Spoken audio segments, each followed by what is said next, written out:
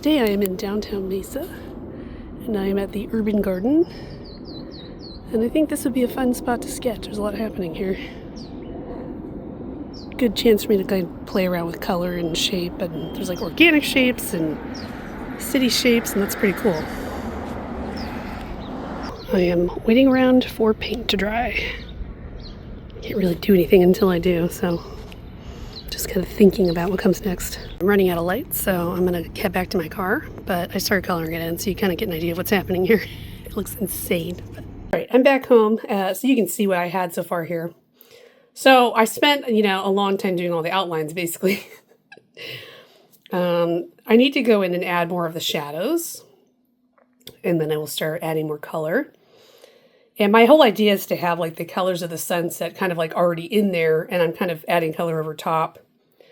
And I'm going to kind of like let some of those colors peekaboo through and whatnot to kind of create the illusion of things being lit up by the sunset. And I might also throw in some white acrylic marker in here to cover up some things if I want to give that bright sun effect. So I'm just going to keep going.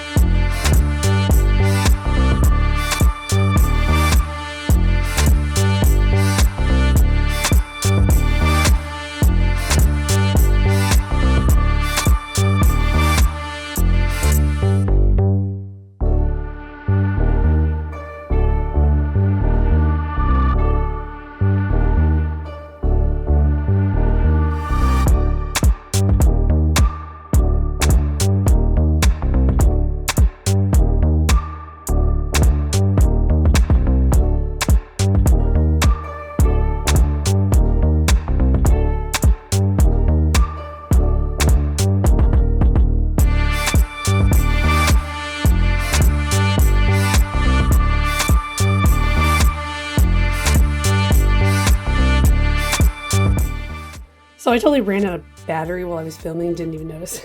It's kind of funny. Yeah, this is done. And my back hurts because when I'm drawing, I'm tense and I use bad posture. So now I get to go do some stretches. That took a while. I did a lot of drawing. I mean, this was complicated. This was one of those ones that I thought it was cool. I was into it. I wanted to keep going with it. So that's what happened. I think I got like kind of a cool effect here going. I mean, that's kind of what I was going for, was making it look like it would look during sundown. So I think that's kind of neat. Yeah. I like how the texturing turned out down here, where it's darker. It's got that kind of like, all the cactuses always get this kind of callousy stuff at the base. Not sure what that's about, except I assume it's just from like wear and tear because it's closer to people and animals and things. Yeah, the watercolor pens are interesting. You may watch me playing with those and go, why don't you just use regular watercolors? Because when you get them wet, they kind of behave that way. But one of the things that I like about them in general is that I don't need as much water. So it is easy to just bring like one water brush and fill up this whole page. And because they need very little water to kind of activate and spread around, they also dry really quickly. So by the time, they dry quickly enough that it doesn't take you very long at all to be able to do the next layer. So there's some real upsides to that. And they also leave like some interesting texture. They don't quite look exactly like a regular watercolor would. So yeah, they're their own thing, but they're great for travel. And like I've said in the past, they just have a lot of pigment in them. So just a little stripe of it will get you quite a lot, which is cool. I mean, you saw I was able to do that whole background in the very beginning. And I was just coloring it a little bit with the watercolor pen. And if I did that with watercolor pencils, like this would just take forever. Those are great for small areas, but as soon as you're trying to do big areas, it's just painful. So they all have different uses. And I also, so I use like the regular Pitt brush pens in certain areas. I use them to basically, like, there were spots where I wanted the pen to stay put and then to be able to like glaze and smear watercolor all over it. And those are the places, like for instance, in the grooves in this, I think it's some kind of cirrus cactus. I'm not super sure. The grooves in that, I did like a base layer of green ink. And then I did the blue watercolor pen on top of it. So I was able to kind of like smear that around on top of the ink and have that not move. I also did the very darkest highlights in ink in here and then would put the layers of watercolor over that. So it created a cool effect too. And then the watercolor pen allows you to create like gradients in certain areas and smooth edges and that kind of a thing. And also down here in the dirt, that was an area where I think it was really effective because I took the sepia pen and I outlined around the shadow area around the base of this prickly pear, and then I went in and kind of created a bunch of texture with the ink, and then I took the watercolor pen and I kind of, you know, put a layer like just along the base and then kind of smeared it out and blended it out to kind of create just some background color, and I think it worked pretty well. So, and then the building I decided not to do anything to and just allow like the sunset light to kind of bathe it, because the building that's really behind there is just kind of white anyway. And I did put some color in the palm trees, but only minimal color. Yeah, I love doing like urban sketching stuff. I don't know why some of that can be my favorite sometimes, but I think it's the variety of lines that you get. So when you're out in nature, everything's just a curvy line for the most part. Whereas in the city, you'll get these like hard geometric shapes mixed in with these cool curvy lines of like plants and things. And this prickly pear is a pretty big one. They had some like nice plants outside of this community garden. I mean, I'd love to draw the community garden itself too, but there was a lot in there. And it was not lit up. It was like in the shadows at this time of day, whereas this area was still like along the street and the light from the sunset was coming down the street. So it's late. This one took me a long time. I'm going to go to bed. Man, that was so like... So I just found like multiple spots where I apparently just, I don't know, forgot to put the shadow or forgot to blend it or whatever, which is not really that surprising in something this complex. And I'm sure that I will be seeing things for days that I like missed or messed up on or whatever. And you know, it doesn't all matter. Let's be honest. Like you can tell where the eye's focus is supposed to be. But the funny thing is that the spot where I forgot the major shadow was like right here, which is basically like where the eye is drawn almost completely in this whole thing. It was kind of hilarious, to be honest with you. Yeah, I mean, this thing's just really complicated, and like in normal life, I would definitely not, I would not be trying to do this all in one day, because it's just a lot. It is. But it's funny. I mean, that's hilarious, honestly. Okay. I have got to call this done. It's too late. I need to go to bed. So today I'm at a local park and I'm going to draw this exercise equipment and this tree. And I've got my Pentel arts markers with me that are water soluble. And these are just fun because they're not light fast, but I like drawing with them. All right, so we are losing the light and my dog is being very challenged by the other dogs around here, so this is what I got so far. It's a good start. I'm gonna keep working on it at home. All right, so I'm back home and I'm gonna work on the easel today. My neck and back are bothering me from too much working on a flat surface. So decided to go ahead and pull this one out. Just gonna keep going, play around with this one. Nothing too like crazy going on here. It's just a tree with the workout set. And I'm just gonna have fun with this. So today at the park was pretty funny. So my husband and my dog came and he was walking the dog around. So I brought like my little lightweight camping stool and I brought a little lightweight camping table. And so I was sitting out in the grass sketching.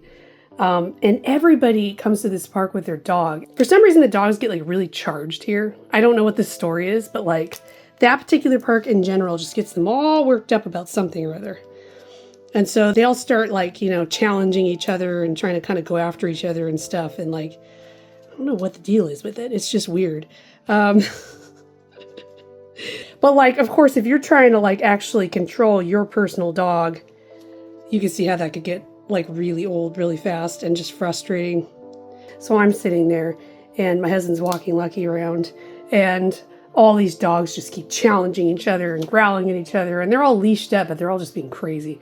And so that's all going on around me, and then everybody else is walking around because it's dusk and it's finally cool enough. So it was not a peaceful drawing session, and it was hard for me to pick a spot. It was hard for me to get much done. So the fact that I got as much done as I did, I thought was pretty good. So now I'm just going to play around with it and I'm going to have fun, and I'm not going to be too worried about it. These are nice pens to draw with. I have a much older set from when I was a child, and then I have another set that I got when I was a teenager, and both of them still have a lot of pens that work. There was just several that had dried out, and so I decided it was time to buy a new set. So it's fun to work with a new set of these.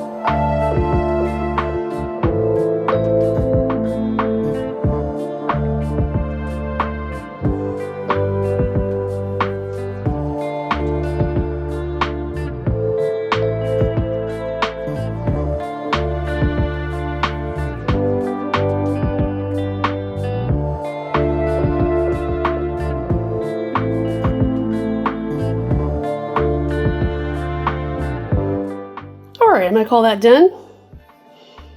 I like it. It was fun.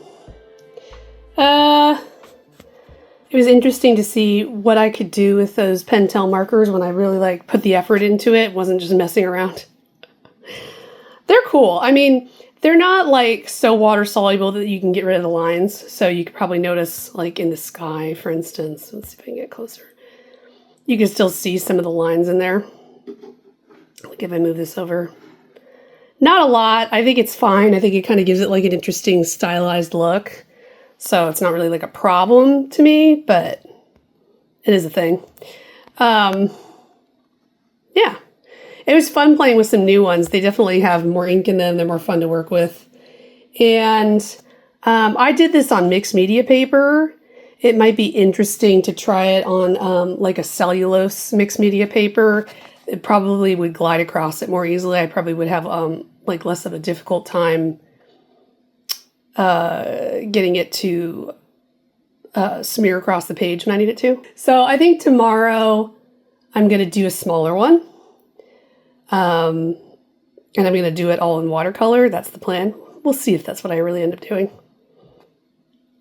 Okay, let's try that again. I, of course, walked away for like 10 minutes, and then I came back and found like 35 things I wanted to fix. So now I'm at that point where I'm like, I need to just walk away and, you know, accept whatever has happened here. Anyway, so this is the final product. This is what it looks like. Now I'm really done. So it is 94 degrees outside today. It is St. Patty's Day, and it is 94 degrees. I just want to point that out.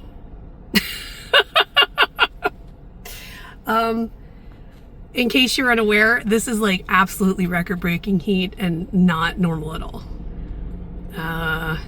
Now, I'm used to it just being hot all the time, so it's kind of like, it's not like I've never experienced 94 degrees in my life. I mean, my God, it's like that temperature like most of the year, at least. But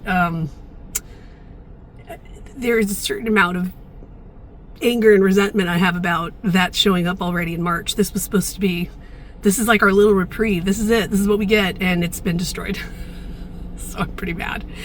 So I'm drying from the car today, so I can have the air conditioner. I may not need to keep it on because the sun is going down. It may be cool enough. But either way, so let's see what we have here. So Daniel Smith came out with these little sets this year. And they're sets of 3 paints, like they come in tubes, and they're meant for different things. So I brought 2 of them with me today. I was anticipating using the one on the top row, but I was like, oh, maybe I'll want to do the one on the bottom row instead, depending on where I'm going to be and what I'm going to draw. So there were several sets, and I went and watched several videos of people swatching them to get an idea. And there were 2 that I really liked. I liked the architecture set, which is the set on top. And it's got titanium buff, lavender, and sepia. Of course, sepia, right? And then the bottom row is called Stormbreaker, and it's got the iridescent electric blue and bloodstone genuine, and then Prussian blue. So I decided that the top row makes the most sense for what I'm doing today. So I'm at Mesa Community College again, because the architecture here is fun, and I think it's all kind of from this same era. I'll see if I can figure out what year they built this. I'll put it up there. It's all kind of from this same era, and it's just fun stuff to paint. I'm just gonna go straight in with watercolor. I'm gonna use this little green sketchbook again. It's cold press, 100% cotton. And I'm just gonna do what I can do here. I think this is gonna be fun. All right.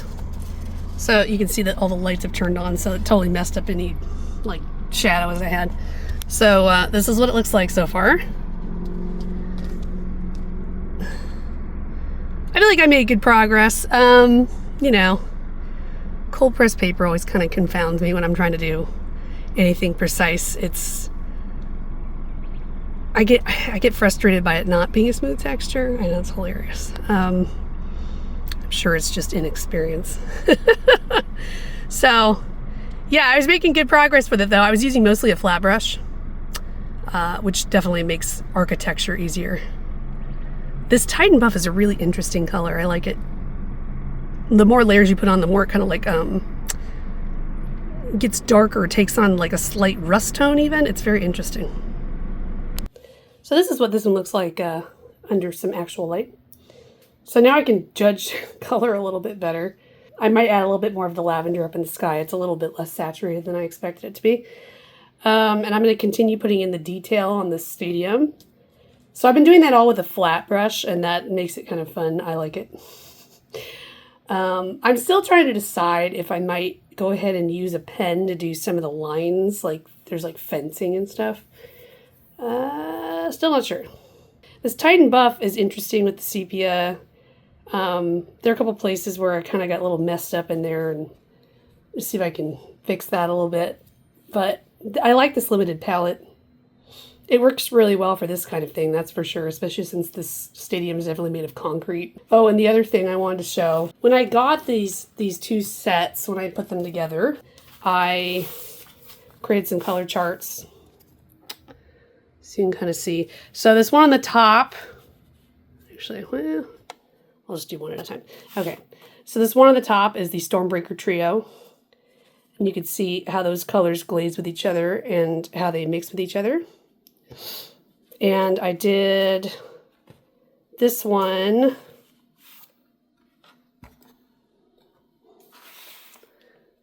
with that, just playing around. This is on cellulose paper, so it shows a lot more things like blooms and whatnot.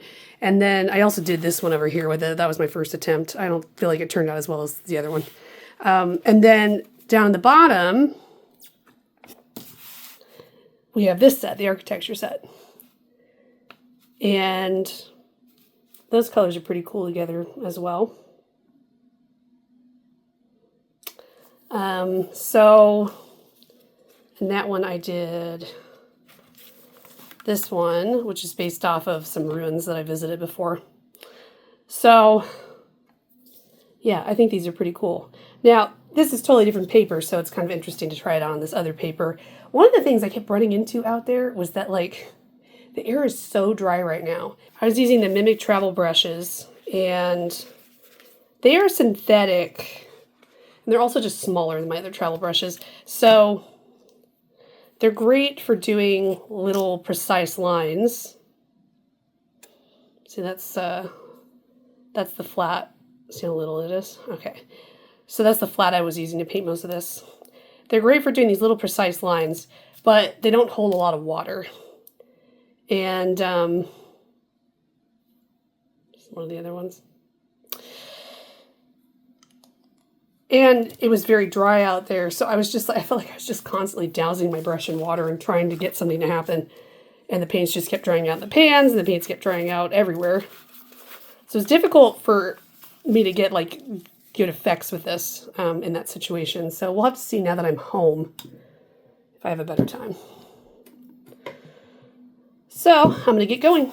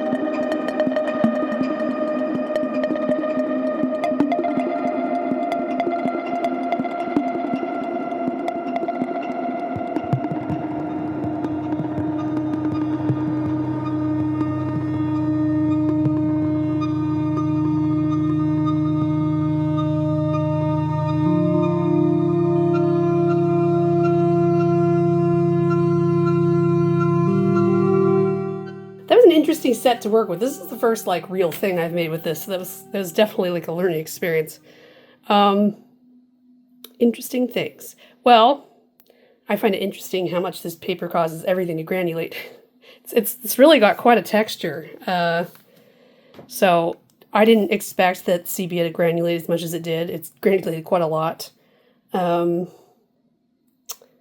I thought yeah, the lavender granulated a lot too. Interesting.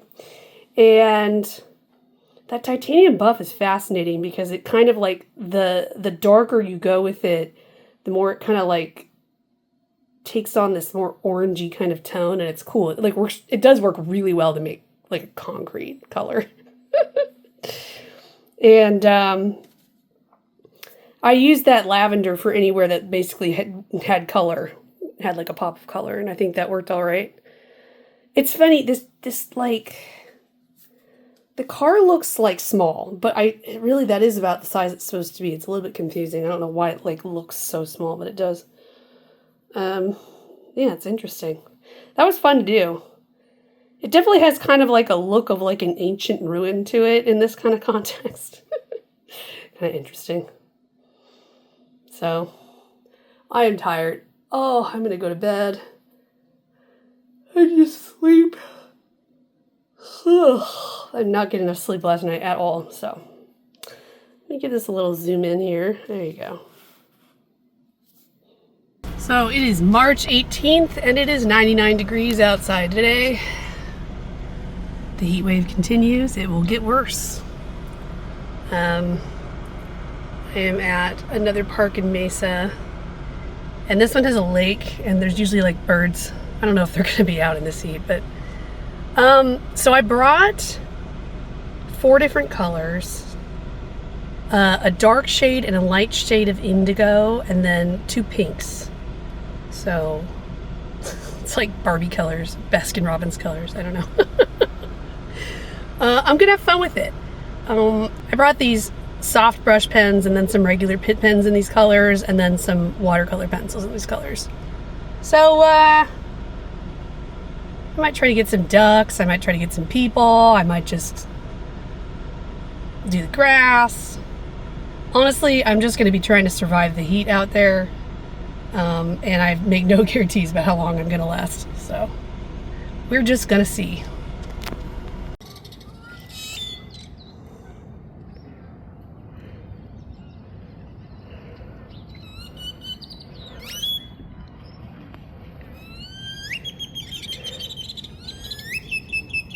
All right, losing the light, but I drew quite a few birds.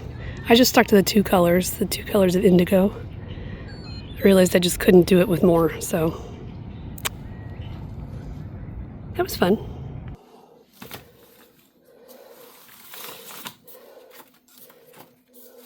All right, I'm back home, and I don't have time to work on this quite yet, but I am going to do something. So this is what everything looks like. Basically, I was just using this big fat brush pen. Faber Castell Pitt pens come in different sizes and different types.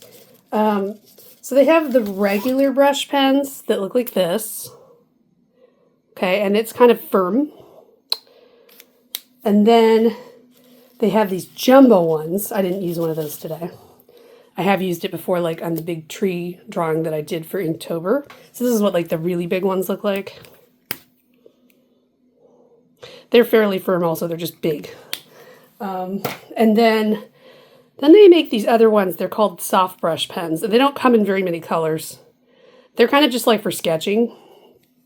And they have this bigger tip, and it's kind of floppier. It really behaves a little bit more like an actual brush, even though it's also still got like that felt tip. So I had these 2 colors in the soft brush today. I have the dark indigo and the light indigo. So they work well for just a 2-color drawing, you know. 3-color if you want the white of the paper. So these are, and since these are ink, originally I had thought, oh, I'm going to add these 2 pinks in here for pops, but I didn't have time for that. I was trying to capture moving things. 2 colors was enough. And also, like, it didn't fit what I was trying to do after I got started. So, but now that it's done, you know, it just like, it feels unfinished. Like, obviously this is a sketchbook, and you could easily just have a bunch of sketches of birds in there, and that's great. But like, I want to do something else with it. I have this picture that popped into my head, And basically what I want to do is take watercolor and wet everything around the birds, but not the birds themselves, and then do like a wet and wet kind of sunset background that kind of looks like what the lake looked like out there. And so I think step one of, now this is mixed media paper, so it's not that thick. It's like 90 pound. So I might run into an issue when I'm trying to add all that water to that. That's number one. But I feel like step one in facilitating that is to spray the back of this paper so that it will already have been wetted on the back and it's not going to curl up as much when I'm working on it. So I'm going to do that first before I go eat dinner, and then I can come back and continue working.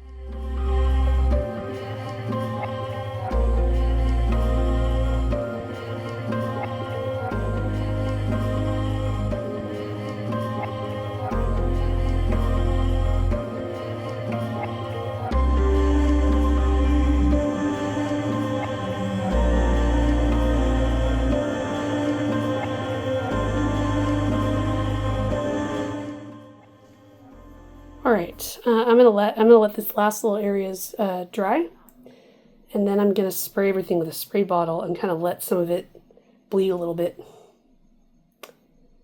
Should be interesting. All right, we're gonna miss this thing. Let's see what happens here. Got the paper towel ready in case I don't like things, but I'm just gonna keep it light.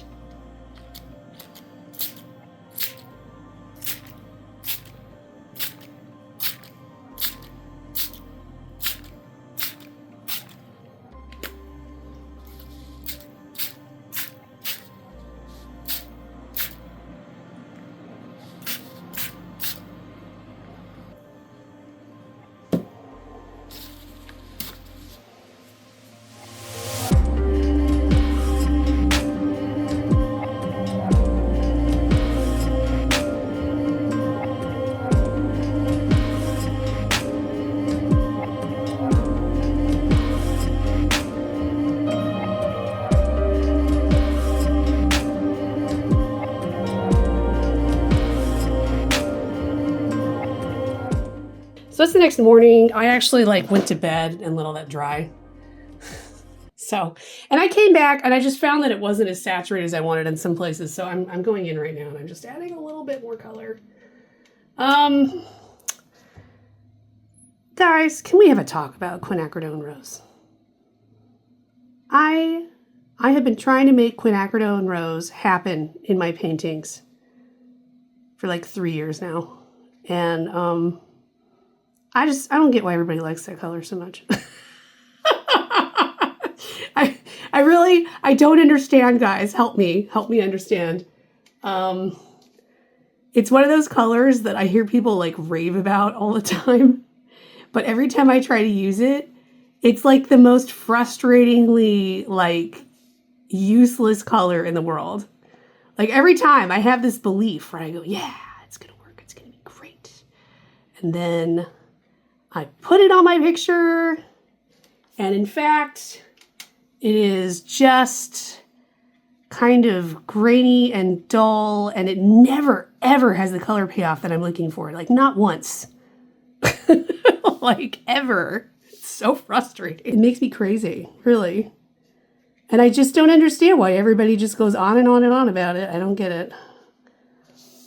Yeah. That was my rant. It's a pretty color in the pan, and I want it to really be that color that it looks like when I put it down on the paper, and it just never is. Never, ever, ever.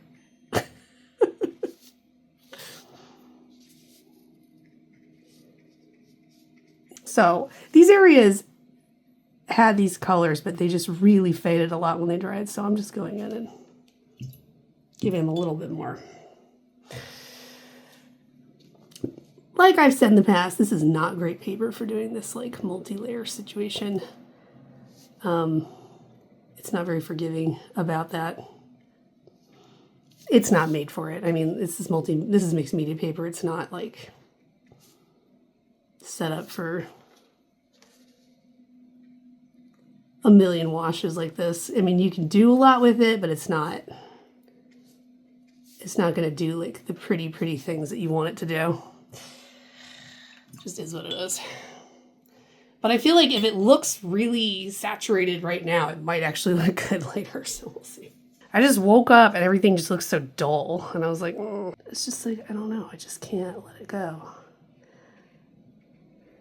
Part of the point of all this is experimentation and trying to like make interesting things happen that I want to revisit later. And I do often revisit these things. This is not me just talking. Like, I had a whole painting I did just last month that was based entirely off of something I had done for Plein Airpril like 2 years ago. And the funny thing was is that when I did it 2 years ago, I like hated it. But now I like it. So that's how that goes sometimes. All right. I'm just going to let that sit there and dry again. And we'll see how it goes. I like the ideas in here. This is definitely something that like I would redo. Maybe do a few versions and play around with it. Okay, this is what it looks like after it's had like 4 hours to dry. So I think if I had done this on like a hot press paper that was thicker, because this paper is 90-pound paper, like if I had done it on like a 140-pound paper, I think this would look a little bit better. Probably like, I don't know how this ink brush probably would look good on a cold press paper. I don't love using my Pitt pens on thick watercolor paper because it just kind of sucks them up. You know, this paper is kind of made more for ink, I think, and so it kind of like rests on top better. I don't know. Yeah, this is a fun idea though. I would definitely like play around with this more. I like it. It's interesting. I am kind of thrown by the paper, but I feel like in the right context that wouldn't matter. So that was fun.